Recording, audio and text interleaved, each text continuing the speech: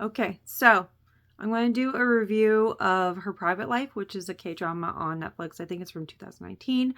I'm going to have some opinions about certain things in this show that may not be popular, but here goes nothing. Also, spoilers. So if you have not watched the show, do not watch this video. Even though I'm not going to tell everything, I'm still going to have some spoilers. Okay, premise is there's an art gallery curator named Mi, which I probably mispronounced. I'm sorry. Um, so she kind of hides that she is a super, super fan of White Ocean's Xi'an, which I did not do my research, so I don't even know if that's an actual like group or if it's just for the show. But she's like a super fan of this idol, right?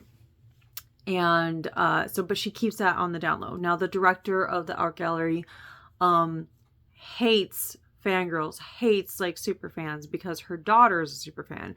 And she's like, oh, you're obsessed, and I can't stand that. Anyway, so that's why, like, that's the premise of why Dokumi has like kept it on the down low that she's a super fan of this idol, because she wanted to get the job, and the other interviewee kind of got excited when talking about an idol or whatever, and so the director's like, oh no, I don't want you here because you're a fan of that stuff and I don't like that. So Dokumi was picked basically for that. So she has to keep it on the down low, or the director could fire her. Understandable, circumstance. Anyway, because the director has to step down because her husband has to go to jail for like money laundering and stuff, and like fraudulent stuff, she brings in Ryan Gold, who was, he's Korean, he was born in Korea, but he was adopted by American parents, and then he made a debut as like this super genius, like young talented artist in New York. And so he's like he's got like an eye for things. So the director, the original director of the art gallery, who's a very ostentatious woman, she's like over the top on everything. It's hilarious to watch her in every scene. I love it. The actress did a phenomenal job. I love it. But anyway, so Ryan Gold comes to be the new director, and of course he's going to butt heads with Dokumi, because Dokumi, like, she takes her job seriously. She does coordinate so that she can go to like events for her idol that she's obsessed with and is really a super fan of, but she takes her job seriously. Like, she puts everything that she is into her job. Like, she is really into art. She's a phenomenal photographer on her own. But I mean, she's a good artist as well, but she's a phenomenal photographer because she is like she has a fan site. She's like the whatchamacallit, the manager of the fan, like, I don't remember the actual term. I'm not savvy on this, but anyway, she facilitates a fan site for that idol, and she takes most of the photos because like she's a phenomenal photographer. And the way that they present photography in this, I was like, oh yes, like I miss photography so much. I did photography in high school. I got accepted at Brixton Institute of Photography in Santa Barbara in 2004 as I was graduating high school. And I'm really sad that I had no funds, no support, no way of getting to Santa Barbara, because I was down in like Escondido, like San Diego County, for those of you who don't know. I just have to say San Diego County because no one knows where Escondido is. Even though it's like the central hub of the county, you have to go through it at least once, unless you're taking the 5. But anyway, that's beside the point if you don't know what I'm talking about. But so like I was really enjoying that aspect of like seeing this character with her like gorgeous cameras and just the way that she is just like, I miss photography. Anyway, she's butting heads with Ryan Gold, right? She and him are definitely like, we can't stand each other, which of course is going to set up like enemies to lovers sort of trope, which I do enjoy. It's nice. I don't always like that trope depending on the story, but in this case it's adorable. I like it, and it's enjoyable. But basically she and him have to get along because her idol, Xi'an, actually is an art collector himself. He enjoys art as well. So some of his art, like Ryan Gold, like Ryan wants some of that art showcased at the gallery for like this exhibit that's coming up.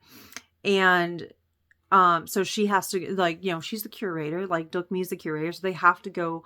So they go to his apartment, like his complex or whatever, and there's a mishap. Of course there is.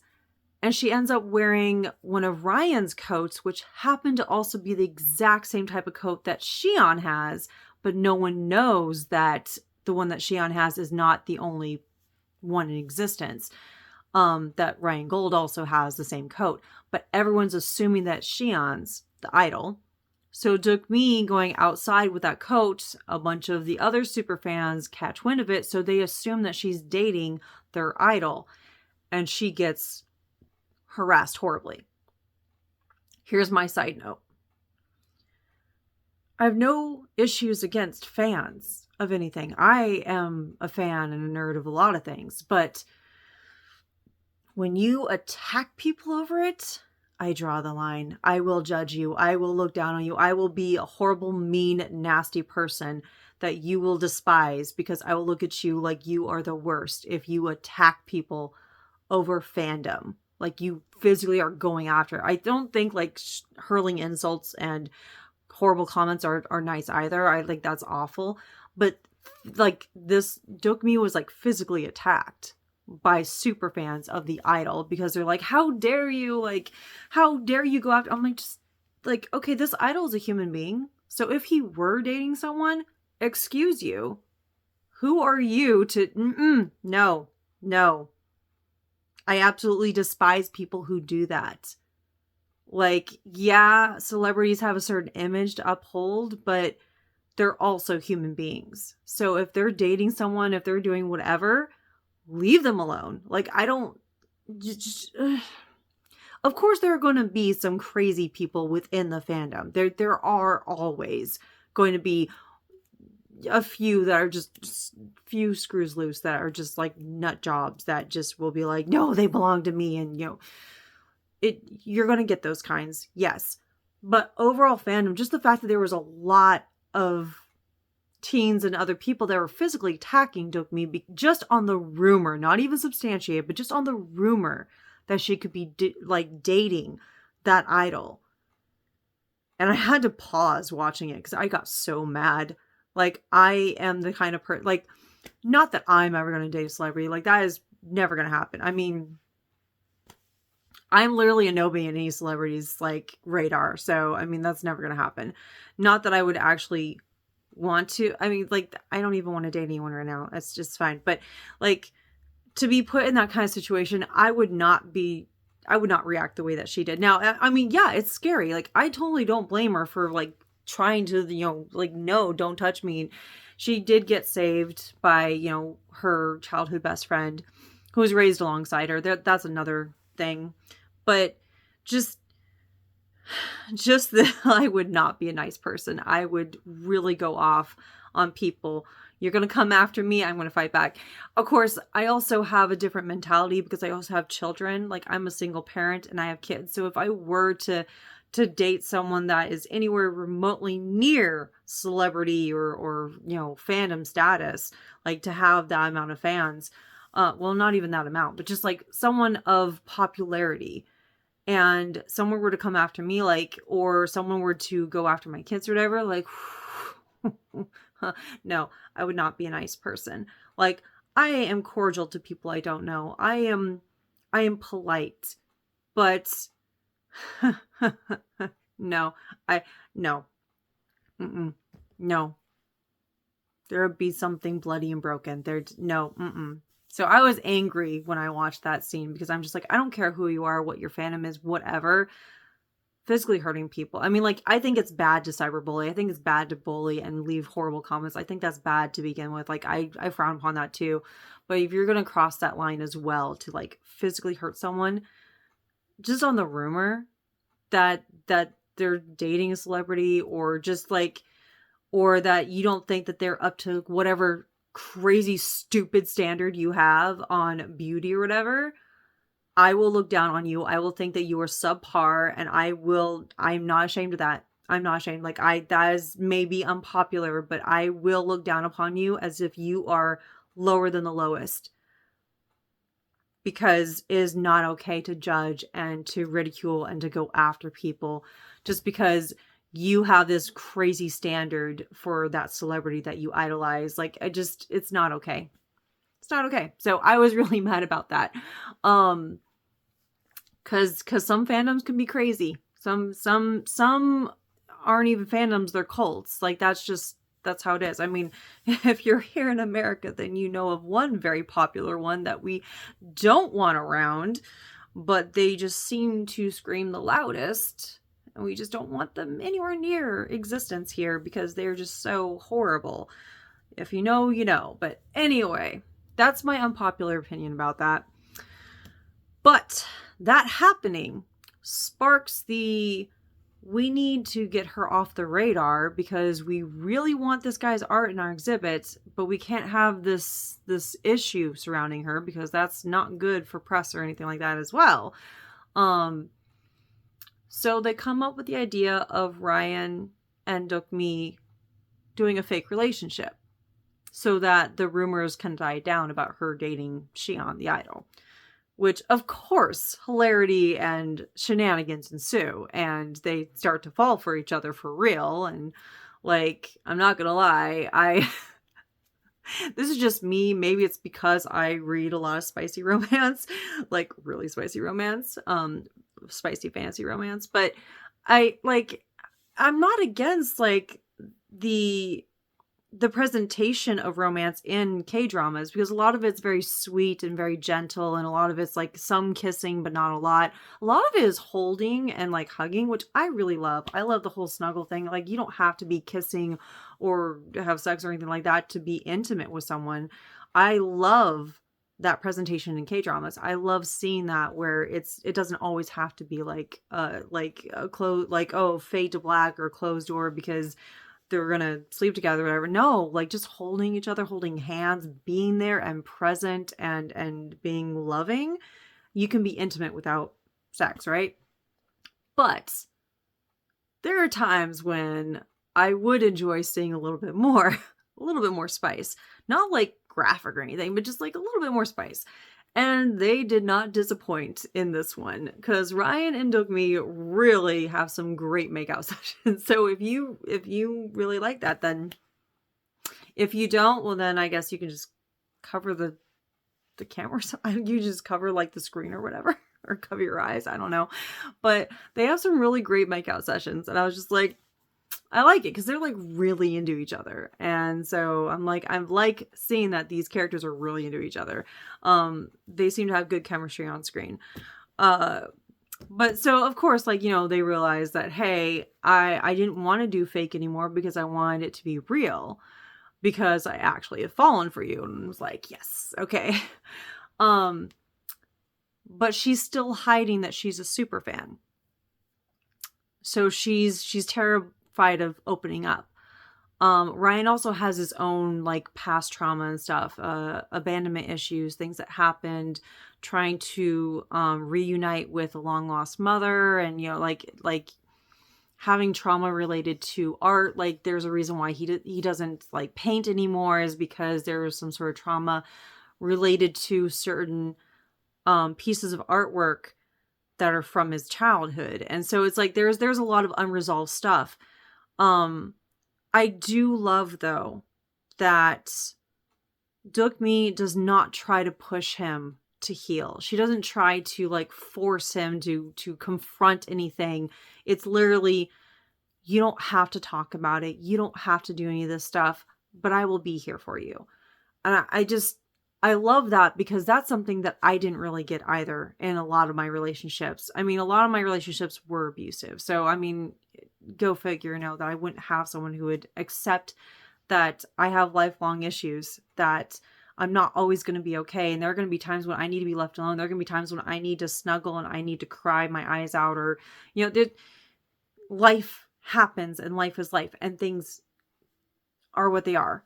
But a lot of times in a lot of relationships, it was, you just got to suck it up, or you just got to push through, or you just got to do this and it'll be fine. And I don't do that anymore. So I actually cried a lot during the series. Anytime that she and him were like just holding each other, or they were crying for whatever reason. Like Ryan, the character Ryan was crying a lot because there was a lot of unresolved stuff going on that he hadn't quite worked through. He didn't know how to. But he was able to find a way that worked for him because she was just present. She wasn't forcing him to. She didn't try to get anything out of him. She didn't try to tell him to like man up or anything like that. I think I don't know much about Korean culture, okay? I really don't. So I'm not saying that this is presented as Korean culture, because it does seem that there is a lot of misogyny and patriarchy in some of these series where they're like, apparently that's prevalent. In this series, she was trying to push past that and go beyond that. Like, look, I get that a lot of times they try to tell you to man up or to not cry or whatever. You can do that with me though. You can be safe with me. You can be open with me. And I'm not going to tell anyone. And she doesn't betray his trust whatsoever. She tells him time and again, anytime they come across something that is hard for him, it's, I won't push you. You don't have to tell me. They do fight sometimes. There are times when he kind of lashes out at her and she's lashed out at him. They do take a beat and they do apologize and they explain why, and they do apologize and they say, can we go from here? If not, I understand. And they show how very human they are, but that they can learn from their mistakes, that they can learn and, you know, communicate with each other. So I really like that. A lot of these K-dramas, not all of them, but a lot of them have certain dynamics where they express that in relationships, where I'm just like, this is why people love fantasy and sci-fi. This is why people love these dramas, because you don't see that a lot in reality. You want to dive into these series because they present something that you wish existed in reality. So yeah, but I really love that. I really love seeing that. They do help each other a lot through a lot of stuff throughout the series.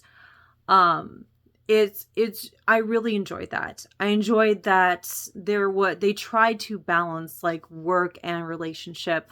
Now there was a part where her childhood friend, basically finally realizes his feelings for her.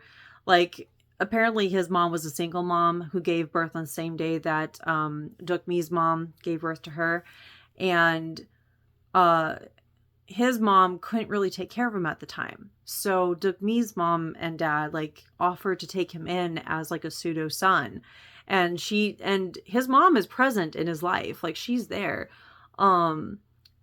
But he's mostly raised by Dukmi's parents. And so he was raised as like a sibling to her, even though they're not blood related. She's always seen him as like a brother, but he starts to develop feelings for her over time and finally realizes it, especially when she fake dates Ryan and then starts to really date him. And of course there's like another character that's supposed to be like there to cause conflict because she's really into Ryan, but he never saw her like that. So, and you know, someone that he knew from New York or whatever. So it's like, of course there's going to be conflict thrown in because of course. But the one thing that I enjoyed seeing is that Ryan actually figured out her secret, like Dokmi's secret persona as like a super fan of the idol. And at first I was worried that he would try to use it against her and like there would be some crazy snafu later in the series. But early on he discovers that it's her and he kind of teases her a little bit. He tries to like trip her up. And he actually creates a fake persona online and he does all this crazy research about the idol Xion just to get into her private, like online group or whatever that are like super, super fans of Xion. Like he creates this entire fake persona just to get online to learn more about her. And at first I was so scared because this happens where like they secretly are going to like ruin this person's life later on. Like, aha, I know your secret or whatever. Because that happens a lot in these kinds of stories. But this one I was pleasantly surprised. It wasn't. He actually did it because he really wanted to know more about her because he started to fall for her. So he really wanted to know about that aspect of her. and he didn't judge her, and he didn't think that she was crazy or weird. And I love that. I love that he's like, I recognize that you are a super fan of this idol, and this has been a majority of your life. I am not trying to come between you and that idol. I'm not trying to say, get rid of this idol. It's just me in your life. But I want to become part of your life. I want to support you in this. And I'm just like, oh my goodness. Like, are you kidding me? I love that. I love that. I feel like that isn't as prevalent in a lot of like these series where it's like, choose me or this. And I'm just like, why do people have to choose? Why can't they coexist? Like, again, I'm not against people being super fans. I just don't think it's okay for you to like physically go after people or to cyberbully or bully people over something like that. I don't think it's right. Everyone's got their thing. Okay? Everyone's got their thing. I'm more of a jack of all trades when it comes to nerdism. Like, I am all over the place. I'm not like a super fan of any one thing. I am a fan of a lot of different things.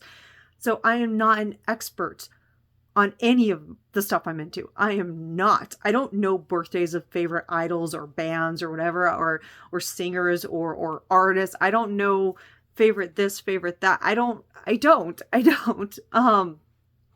I just like what I like. But if you're really into stuff, that's fine. I just don't think it's okay to attack other people over it. But I love that he is super supportive of her. He is so supportive. She doesn't know that he knows until later when they kind of got in a fight and he's like trying to go and like talk to her. But basically her best friend, like her childhood friend, is like, no, you can't see her because she's in like this wardrobe and this mask that she usually wears when she's about to go to an event for the idol, for Xion. So she's hiding behind her best friend. And then Ryan's like, okay, I've had enough. Like, okay, get out here. I know. And he says, a Road to Xion. That's what it is. I couldn't remember this entire time to do this video, but Road to Xion is her like handle, her online handle. That's how people know her, but no one knows her face. Like, she always keeps it covered. She has a hat. She has like mostly black getup, and so it's like she is completely covered, so no one knows her actual face, what she looks like, or any of that kind of stuff. But he's like, okay, Road to Xion, get out here. And she's just like, what? Like, yes, I know, and it's okay. And of course, to the detriment and disappointment and frustration of her childhood friend, she decides to go with Ryan. And he's just like, because best friend, which I can't remember for the life of me what his name is in the series, I'm just like, took me, Ryan. My MCs, that's what I'm going to focus on. And then of course there's Xion. But anyway, of course he's upset because he's just like, he had this talk, like, we being the omniscient audience see this, of course, and Took Me doesn't, but he, like, childhood best friend and Ryan had a kind of standoff where his, but the best friend is just like, she's, I know more about her than you do. And Ryan's like, no, I actually do know a lot about her, and I'm okay with that. Of course, best friend's not happy about that, because his one thing that he wanted to impress Dukmi with and kind of get her to realize, like, oh yeah, what guy is going to accept you for being a super fan of an idol? What fan is going to do that? What person's going to be okay with you being a fan of this idol? Like, I accept you. So he kind of tries to leverage, but that goes away when Ryan shows that he also accepts her for being a super fan, and he supports her and loves her dearly no matter what, because she never would let people in her house before, because it is plastered wall to wall. Like, everything is Xion. Like, the pillows, the posters, the like cutout, everything. Xion everywhere. So she doesn't really let other people into her house, but she lets Ryan in, because they actually, this was like the last hurdle. This was the last like obstacle. And so they're able to actually really see each other for who they are. There's a lot more involved with Ryan and his past and stuff like that. But I really enjoyed just the fact that even with all these obstacles, they found a way. And I really love that he wasn't trying to use her online persona, like her hidden persona being the idol fan, as like a way to like blackmail her or, you know, expose her or anything like that. Like he actually goes out of his way to protect her when she doesn't even know that he knows who she really is. Because there's another super fan who really tries to like expose her, and Ryan runs interference like constantly so that no one finds out who the Road to Xi'an really is. Like even before he tells her that, oh, I knew this entire time who you really were, as far as the fan, he actually like tries to protect her constantly. So we see this, she doesn't, but we see this, and I'm just like, oh my gosh, like he really loves her. Oh my gosh. So I really like that. I will say that there is one other aspect that I'm unpopular opinion about, is Dokmi has a best friend that they met through being fans of Xi'an.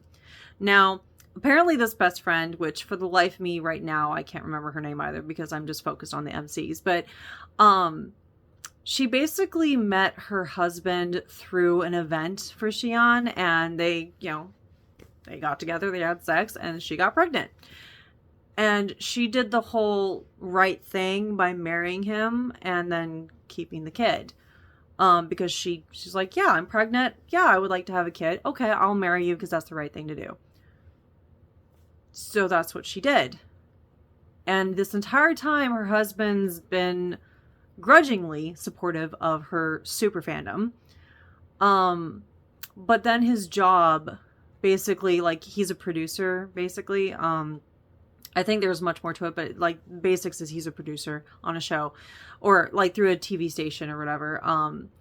And basically they said, okay, if you want to go to this area of the station, if you want to have like this job, like be in charge of this kinds of stuff instead of like reality show or whatever, you have to do this for us. And unfortunately, the program that he has to spearhead is like fandom or cult or whatever. Like basically it's about fandom, like super fandom. And so he had to do a lot of interviews, and he stole some pictures on a laptop regarding the rumor of, you know, Dokmi, you know, dating Xi'an, and like it was just this whole thing where he kind of went behind her back, like his wife's back, her being a super fan. It does not paint a pretty light of fandoms in the program. I understand that, yes, it would have been nice for him to be upfront with her that, hey, they're making me do this for my job. I will not be able to go do this other thing that you push me to go do until I get this done. They said, do one final program for us, then we'll let you do whatever you want. I'm doing this because I want to have that better job, better pay, blah, blah, blah, for you and for our kid. Who she admits that she didn't like the idea of being a mom, but she does love her kid. It's just that she enjoys being a super fan a bit more. Understandable, her anger when she finds out that he lied to her. Her husband lied to her. But here's where I have the unpopular opinion. Me being a mom, me who wanted kids and wanted my kids. But I also support access to like abortion and, you know, like to healthcare, because it is healthcare. Of course, that's going to be an unpopular opinion for a lot of people, but whatever. No, but for this, it's during the fight that they have, this one scene, he talks about, what about me and our kid? What about us? Like, you are so obsessed over your idol that you'll probably never meet that you don't care about our well-being. You don't care about us. And that is a pitfall if you're like a super fan of something, is that it can alienate you from your family and friends, from people that you love, because you are more entranced with this than with the people around you. It can be addictive. It can, there are instances where that happens. So that can be a pitfall of it. But he kind of lashes out. He's just like, what about us? Like, yeah, I lied to you and that's bad and I do apologize. And he did. He apologized a lot. And it's understandable she doesn't want to forgive him for lying to her.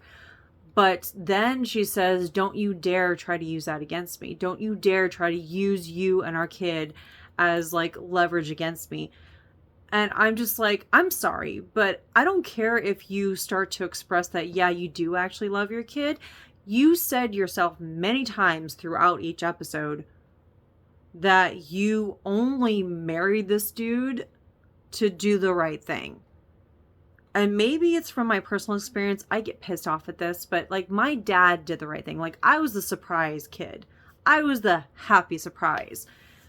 And he wanted children one day. So he convinced my mom, who he was dating at the time, to marry him. And he wanted to, marry her and do the right thing and, like have me, the kid.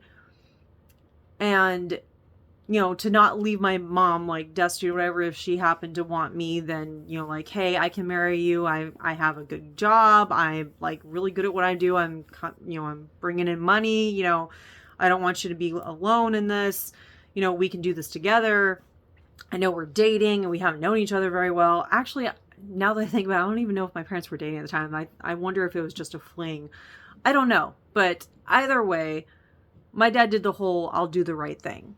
And sometimes that doesn't work out. Sometimes it does. Sometimes it doesn't. It didn't with my parents.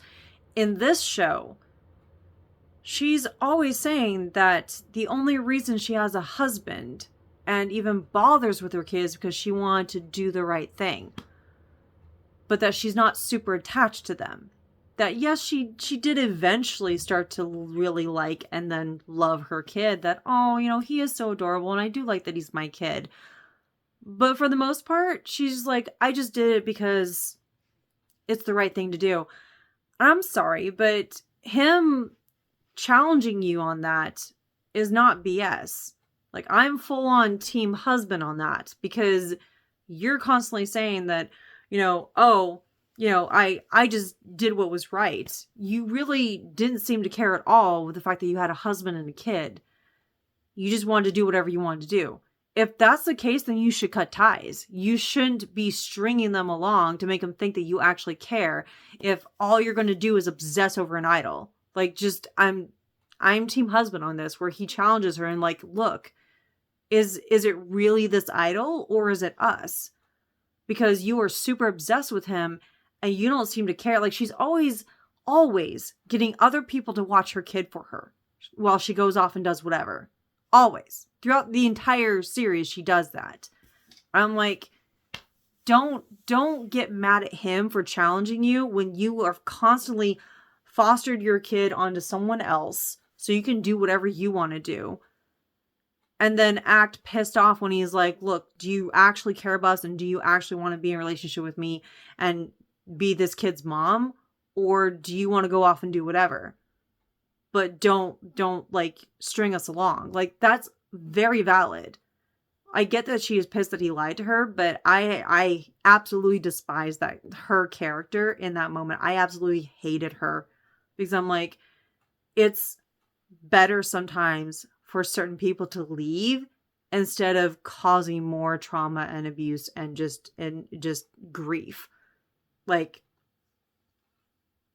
say for like, there's this online thing that happened. I don't know if this is real, but of course it was a meme where this dude and this one woman like, oh, we want to be child free or whatever. He finds out that apparently a woman he had a fling with like 6 years prior, before he even met this, person that he, just married, had a daughter that he had no idea about. So his past fling dies and then they're trying to find out where to put his daughter. And he's like, oh, of course I'll take you in.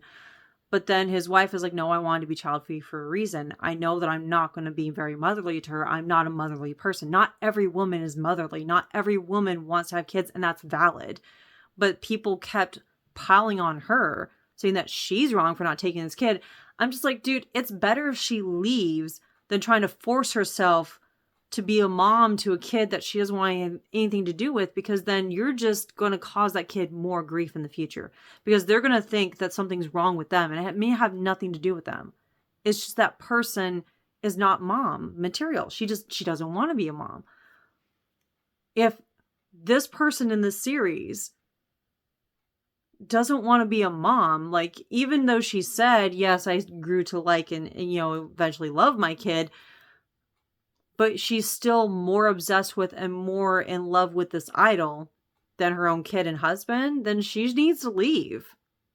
Because those people, they need someone who's going to be present for them. And this husband had been supporting her love of this idol for years. Like, he was really supportive of her chasing after this idol, even though it was never going to happen, right? Like, nothing's going to happen between her and this idol. But it's just, he supported that dream, even though he always came second. But just her getting pissed at him and then acting like, how dare you use your, our kid against me and use our relationship. Well, I'm sorry, bitch, but if you're going to go off like that, you need to leave. If the idol's more important than your husband and kid, that you said multiple times that you only did it to do the right thing, that you only had the kid and got married to him to do the right thing, fucking leave. Like, I'm sorry. It's just unpopular opinion. I'm sure there are going to be some people out there who are going to go off and be like, no, you can't say that, but no. Okay. Some people, like my mom, was not cut out to be a mom. I'm not, if my mom decided to abort, then I wouldn't be here to be upset about it. But some people are not cut out to be moms. Some people are not cut out to be dads, to be parents. Some people just don't want to, and that's fine. But I got pissed at her character for acting like it was taboo for him to challenge her and say, what about us? Keep saying that you did it to do the right thing, but do we actually matter to you? Because if not, she should just leave. Of course, by the end of the series, like the series, like, they reconcile and the husband tries extra hard to, actually woo her and actually get to know her as a person versus just this fling we had and we happen to get married and we have this kid. But it was exhausting to watch that. Like, I got so mad. I had to pause and I had to throw a pillow. I was trying not to damage anything in my house, but I was mad. I was super mad. I was like, if you're not going to commit, then if you're not actually going to care, just leave. So I get it. It may be an unpopular opinion. I'm pretty sure a lot of people would be like, yeah, but no. If you're not actually going to be present and account for, if your husband and child don't matter to you at all versus this idol, and you're always going to put the idol first, like, he has every valid reason to be like, why are you still here? Like, you're acting like I'm completely in the wrong. Well, yeah. So anyway, my two personal opinions about that is those things just really upset me. Again, not like I'm ever going to be with a celebrity, but I would definitely have reacted differently than Dookmi being attacked for just a rumor.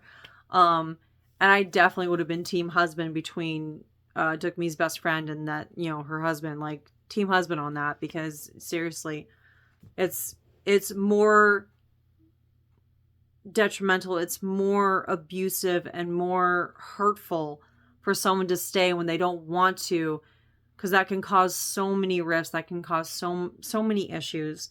And the kid's going to grow up knowing that you don't love them, knowing that they are not who you actually care about at all, versus if you just left. Yeah, there could be some abandonment issues, but sometimes that's better than the actual person being there and hating you and making you hate yourself and make you hate them and whoever else. Like, my personal opinion on that. So by the end of it, she seemed to really, care about her kid. I mean, she shows some care for her kid in some aspect throughout the series, but just that one scene between her and her husband where she's like, how dare you? And I'm just like, no, don't you say that to him. Not after the way that you've acted. Just, I mean, of course, even with its ups and downs, I feel like Dookmi and Ryan's relationship was very amazing. And it's like, oh, that is goals. Like, there's past trauma, but they work through it together and they don't pressure each other. They just gradually open up when they're comfortable enough to, and there's no judgment, and it's supporting each other's dreams. And yeah, and then by the end of it, they actually go to New York for like a year or something, because she was invited to be like to help this other artist there, and then Ryan kind of gets his groove back where he's painting again. So he goes there, and so like they go together basically, and then they come back stronger than ever in their relationship, of course. But it's just, and there is some character growth of some of the side characters as well. Like Dokmi's fan rival, Cindy. I guess they pronounce it Shindy, but it's Cindy. It looks like the name Cindy, Cindy. Like, yeah. So there is some character development for the side characters and what they go through and how they grow.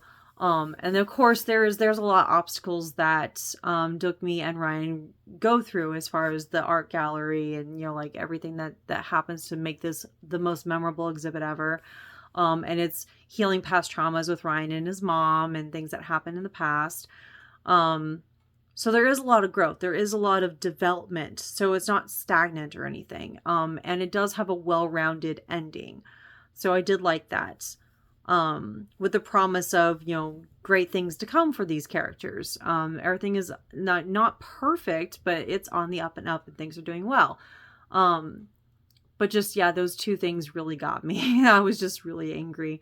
And it's just my personal opinion. I'm sure it would be unpopular for a lot of people, but overall I did love this series. I really did. But I think because I'm a fan of things and because I see how fandoms can really turn ugly, and there are some that aren't really fandoms, they're cults, and I know because of the cult that's here in America that loves violence and is like phobic of practically everything. Yeah, no, that's a cult. It's not a fandom. It's a cult. Some people are really just unhinged. But I can see that happening in other fandoms being unhinged. So it's just, that's my personal opinion. But anyway, that's my very, very lacking review, I'm sure, of the series and my opinions on those matters. But it's a good series. I think if you also enjoy art, like it's nice to see. They talk about some technical stuff, but most of the time it seems very open and very like, you know, anyone can be an artist. It doesn't have to look a certain way. That's the other thing too. Growing up, I was around a lot of snobby people when it came to music and art, that it has to look this way, it has to sound that way in order for it to be art, in order for it to be music. And it frustrated me to no end, because I actually dealt with people in my life who were snobby towards me because I couldn't sight read. I still can't. I can't do that for music. But I trained my ears to pick out the exact notes needed when I was singing, and I was soprano growing up. And I worked very hard to train my ears to be able to pick things out because I couldn't read the notes. It didn't matter what I tried. But there were snobs that, you know, band and choir snobs, and then there were like in art, there were certain art snobs where this is what art is, this is what that is. And I absolutely despise those people. I absolutely despise you if you're like that, because art is art. If it makes someone feel something, it's art. If it's makes someone feel something when they hear it, it's music. It's may not be your preference, but it is art. It is music. So that is another lesson. That is another thing in this series that I really enjoyed, because they did promote that it may not look the same as yours, but it's art. It may not give you the same emotions, but it's art. So that was really pushed there, and I love that, because that made me feel happy as a person who grew up around people who were snobby about that. Because I always was self-conscious about my art, about my singing, everything. To the point now where I don't like singing out loud because I'm afraid of my own voice. I have social anxiety, even if it doesn't seem like in these videos, because I'm just talking to my own face and then I post it online. But if I were to see you in person, that would be a different story. But I have become afraid of my own voice, and that shouldn't happen. So even though I'm uncomfortable, I try to sing out loud with certain songs around my kids. Even though I can't stand my own voice, even though I think I have a terrible voice, I do it anyway in front of them because I don't want them to be afraid of their own voice. And any art that they show me, I love. I'm not lying to them when I say I get excited. I say this is amazing because I really do think it's amazing. I really think that everything they do is awesome, and not just because they're my kids. Any kid that would come up to me with some art they did, I would think is amazing, because it's them being creative, it's them expressing themselves, it's them feeling free to do so, to show another human being what they've accomplished. And that's beautiful, and that should be promoted constantly. And it's not enough in our world. So I love seeing that in this series, because that is prominent enough, where it's like, this is art. This is real, and this is vibrant, and you should not hide it. And I don't like my own art. I don't like my own voice, but I show it to my kids anyway, because I want to show them that even though I'm afraid, I do want to show it. They might be afraid to, but that doesn't mean it's bad. It doesn't mean that they're like, and it's hard because, especially Connor, my youngest, but they're perfectionists. They think that if they don't get something right exactly perfectly the first time, then they're a failure. So it hurts them more if something isn't exactly like another kid that may look, there are kids that are talented, but that doesn't mean that theirs is less than.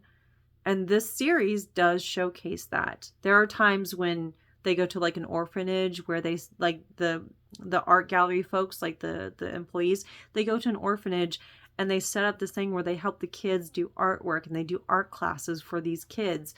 And I guess there was Cindy, who, is Duke Me's rival. She actually, she becomes an intern because she wants to out, like, oh, they're in a fake relationship between her, Duke Me and Ryan, which they become a real couple. So, it's a moot point at that point. But Cindy, like, kind of asked, like, well, why do you guys do this? And Duke Me kind of has a much better reply than whatever I'm going to say, because it's barely paraphrasing, but basically it's along the lines of, like, having them express themselves, having them feel that freedom to be who they are through art, that this is something that they can be themselves in.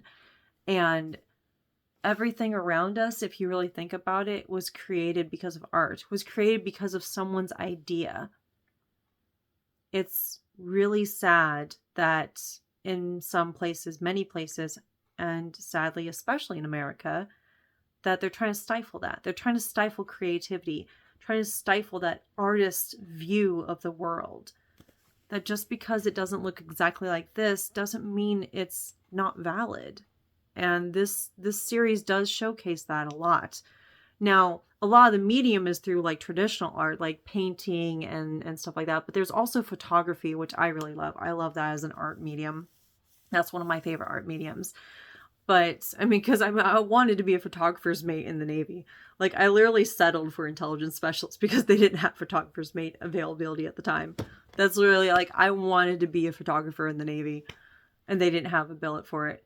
So because of my ASVAB score, they're like, oh, you could be this, this, and this. I was like, all right, I'll go with intelligence. Let's go with that. Like, I settled for that because they didn't have photography, okay? That's where my mind is at. Not that I did a terrible, like, I did a decent job, what I did, but just, I wanted to be a photographer because I love photography that much. But just this series does really show what it means to enjoy and love art as it is, and that no art is better than another. And it's great to be creative and be yourself. And I miss that. I miss that kind of feeling. So although, like, I'm sure people think that I'm just being nice to my kids when I get excited when they show me something, I actually really do show it.